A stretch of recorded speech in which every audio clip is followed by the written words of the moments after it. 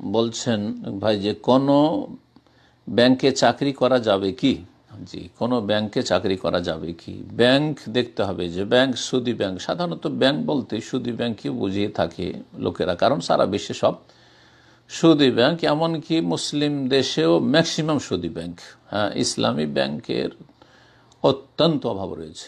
জি, সুতরাং যদি সুদী ব্যাংক হয় তাহলে সুদী ব্যাংকের সাথে যে কোনো রকমের আদান প্রদান, সেখানে চাকরি করা হারাম, এবং সেখানে চাকরি করে যে আপনি স্যালারি পাবেন, বেতন পাবেন, সেটাও হারাম, সেই রুজিও হারাম। সেই সুদী ব্যাংকের সাথে কারবার করা, আদান প্রদান করাও হারাম, নিরুপায় না হলে আর যথাসাধ্য নিরুপায় হলে যতটা আপনার মানে বাধ্য করে ততটাই, তার বেশি নয়, শখ করি নয়। জি হ্যাঁ।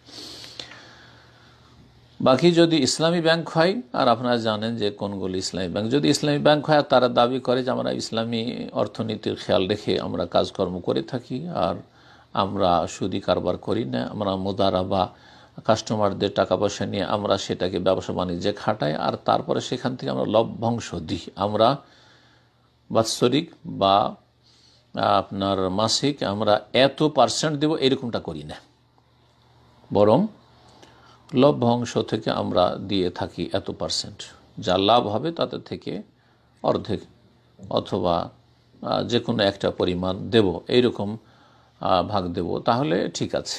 জি হ্যাঁ। আবার বলছি যে সুদী ব্যাংকে চাকরি করা হারাম, সুদী ব্যাংকের সাথে আদান প্রদান করা হারাম।